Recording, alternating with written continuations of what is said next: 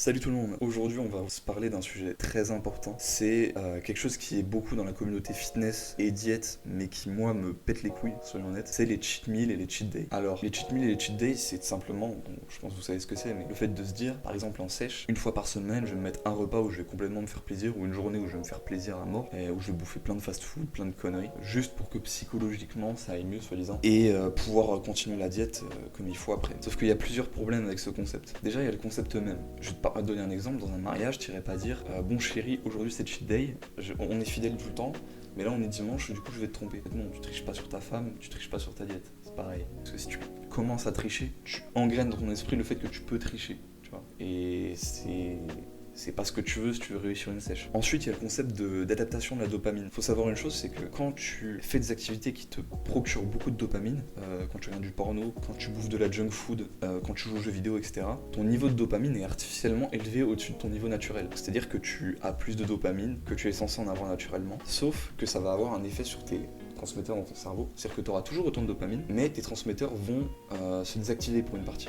Les récepteurs de dopamine, pardon. Ce qui va faire que tu vas ressentir un niveau de plaisir qui va être moins élevé avec la même quantité de dopamine en général. C'est aussi une des raisons pour lesquelles les gens tombent des fois en dépression nerveuse, en particulier aujourd'hui, c'est à cause de la surstimulation qu'il y a aujourd'hui. C'est aussi pour ça qu'aux États-Unis, il y a des problèmes de ADHD, donc c'est déficience d'attention et hyperactivité. C'est souvent lié à ça, c'est souvent lié à des surstimulations permanentes qui en fait rendre l'enfant aussi incapable de se concentrer sur quoi que ce soit parce qu'il a besoin de stimulation extérieure pour juste fonctionner normalement. Voilà. Donc transposer à la diète, qu'est-ce que ça va poser comme problème? Le problème que ça va poser, c'est que si une fois par semaine, tu vas artificiellement élever ton niveau de dopamine bien au-dessus de ce que tu as habituellement, même si tes transmetteurs n'ont pas le temps de se désactiver, tes récepteurs n'ont pas le temps de se désactiver comme adaptation au niveau de dopamine plus élevé, et si tu bouffes de la junk food une fois par semaine dans la journée, tu auras un niveau de dopamine tellement plus élevé qu'après tu y penseras toute la semaine. Et forcément, du coup, tu auras plus d'envie, plus de moments où tu seras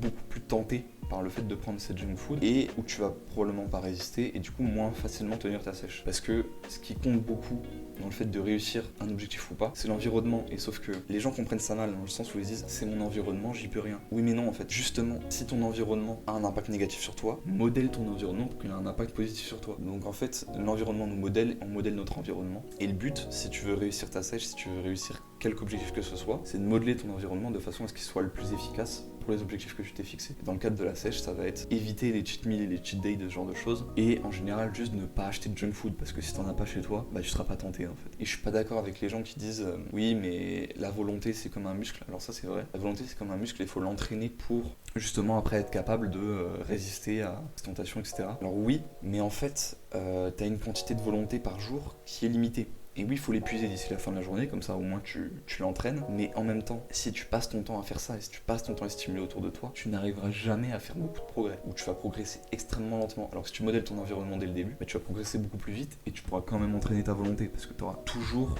envie de faire autre chose. Voilà, donc c'est à peu près tout.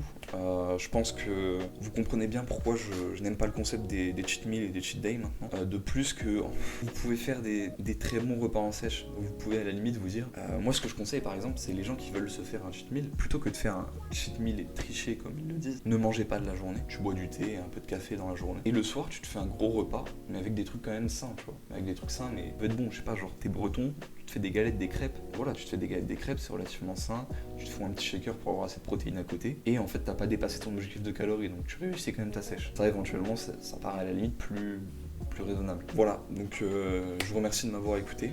J'espère que cette vidéo vous aura apporté quelque chose, et puis bonne journée à vous.